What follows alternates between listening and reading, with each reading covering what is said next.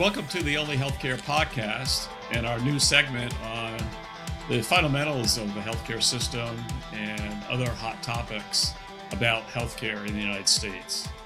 I'm Randy Vogenberg, and I'm joined by my producer, Maury.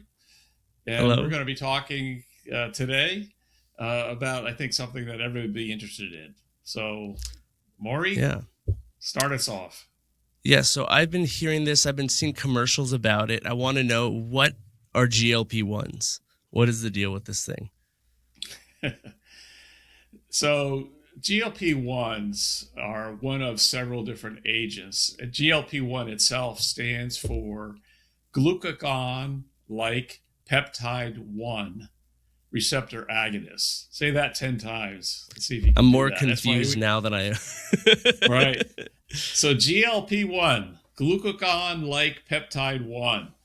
But there's actually a couple different categories. So if you think about what we're trying to do with weight loss, we're also dealing with how do we slow digestion or reduce appetite, and how are we affecting the blood sugar?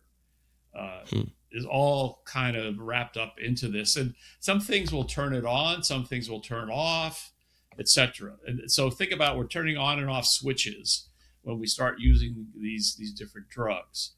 So there are drugs such as Ozempic, Wegovy, Mounjaro, Zepbound that are all part of this one category of GLP-1s that are mimicking a natural hormone that does several things, that deals with digestion, appetite, the blood sugar.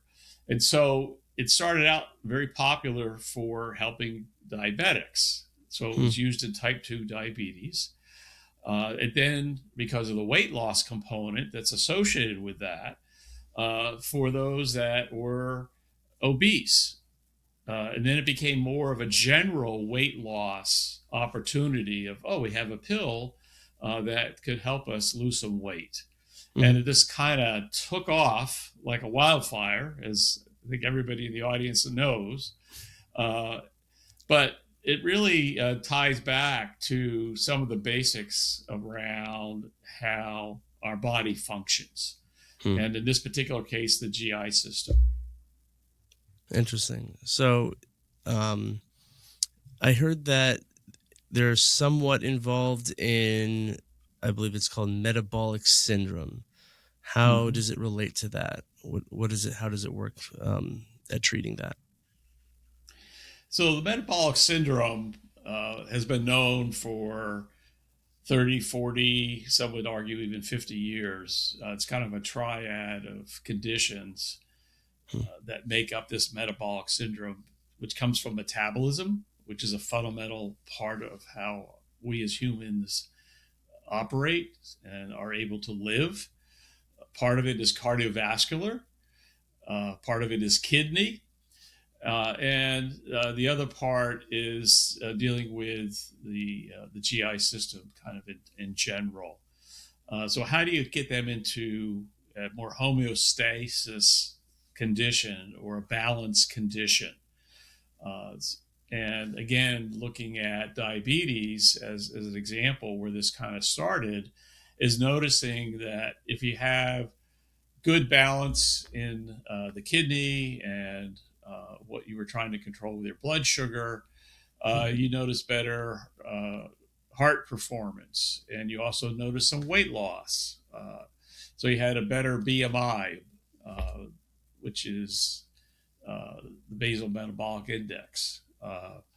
So as we began to then look at, well, what else could we be doing if you didn't really have diabetes, but you maybe had a cardiovascular issue or you had a kidney issue and so forth?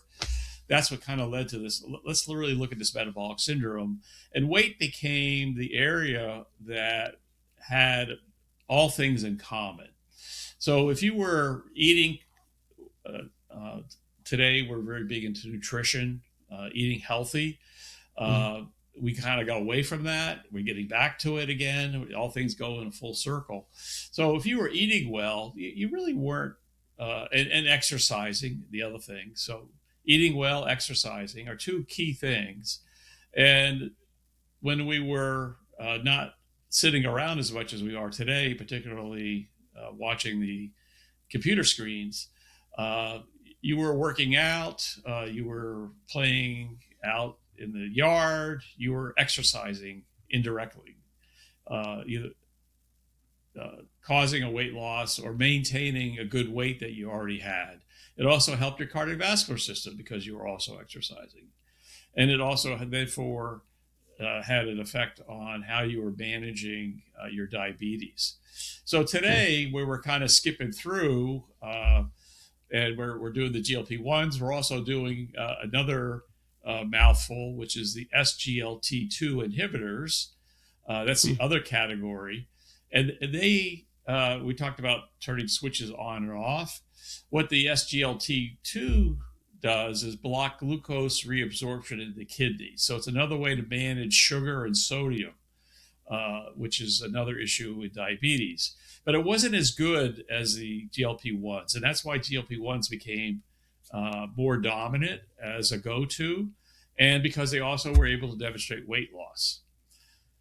The last piece of the puzzle is the real obese consumer or patient that really had a hard time losing weight and may ended up going to bariatric surgery, as an example.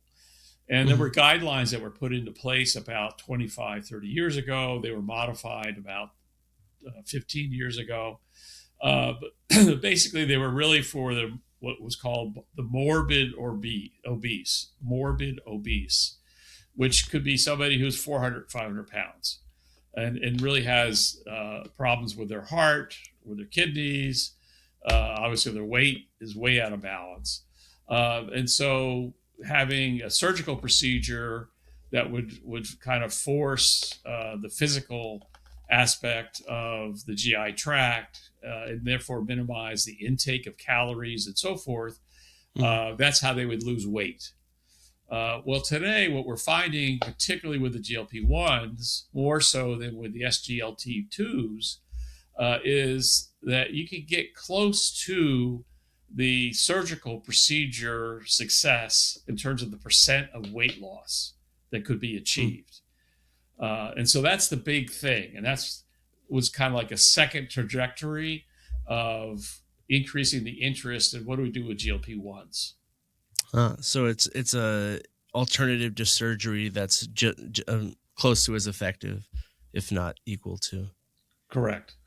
So from a plan sponsor perspective, when we look at employer plans or government plans, the good news was you had a surgical alternative. You could use a pill. It's a lot more convenient. Or the pill is new, just came out recently. But we had this subcutaneous injection, which you could self-inject. You could do it yourself as a patient. And it was either every couple of weeks or once a month kind of injection. So that was a big game changer. So that was the good news. You had a surgical alternative. So it was less costly for everybody, including the patient who was the consumer. The problem was the volume was so high.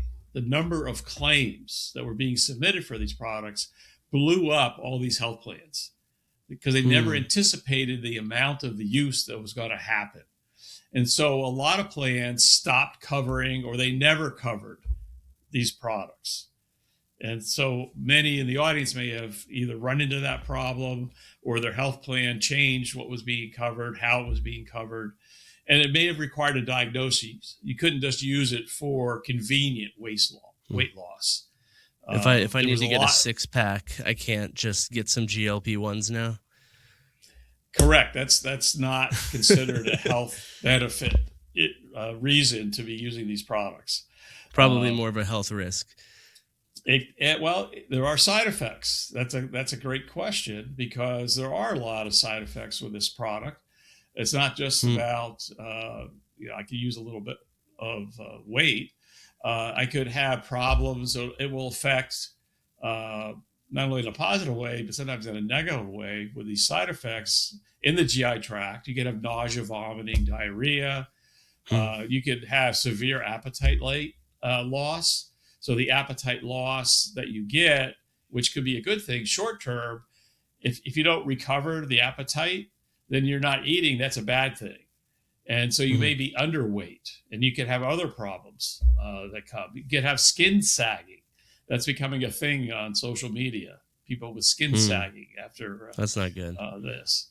And they even have, I guess there's a term called the Ozempic face, where people had severe weight loss. So people that you may have seen a couple of years ago, and then you see them again, it's been a while, and you see their faces really shrunk.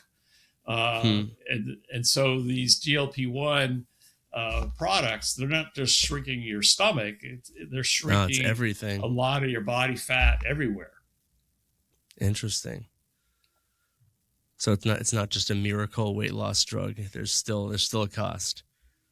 There's always a pro and a con. So the uses and benefits, obviously weight loss we're talking about, primarily by controlling the appetite in different ways, turning those switches on or off.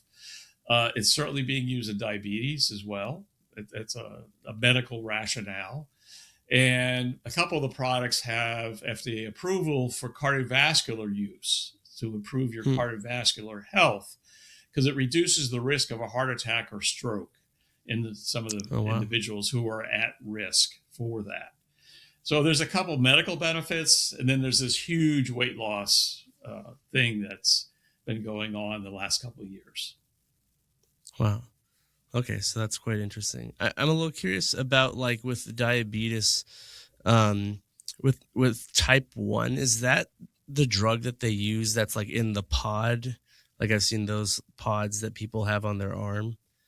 Are GLP-1s used on that, or is that just insulin? No. So they would be controlled by insulin primarily, because typically insulin-dependent diabetics or type 1 don't really have a weight problem. The problem is maintaining or trying to gain some weight, typically. And that's where the insulin is being used to help manage the blood sugar. So they're counting calories, and now they can do it with a patch that's connected to the phone, their cell phone, so they can manage their diabetes very effectively now. There are some cases where patients could be put on a combination of a GLP-1 and an SGLT2 in combination, because they do different things, and they can, in some cases, reduce the insulin, or in other cases are actually reducing and eliminating the insulin that these patients have to use. Huge. So there's a lot of medical management pluses here that a lot of people don't really know and understand. If a patient is a diabetic or they have some significant cardiovascular risk. Interesting. Wow. Well, thank you so much, Randy. I feel a little bit wiser now, a little bit smarter about the healthcare system and these GLP-1s. I'll certainly have something to talk about at the next party I go to. Absolutely. It's good conversation when you're having a nice cocktail or mocktail, as the case may be. Absolutely. All right. Well, thanks again for the information. And you want to take us out? Yeah. So thanks for listening to this new segment that we're doing on the foundation of healthcare, Healthcare 101, as part of the Only Healthcare podcast. Check us out through our website at the onlyhealthcarepodcast.com, or any of the platforms that you may use for listening to the podcast. Thank you. Thank you for tuning in to the Only Healthcare podcast. We hope you found today's episode insightful and informative. Remember, our mission is to provide actionable and inspirational insights on how we can improve healthcare cost, care, and accessibility for all. If you enjoyed this episode, please subscribe, rate, and share with your friends and family. For more resources and updates, visit us at onlyhealthcarepodcast.com.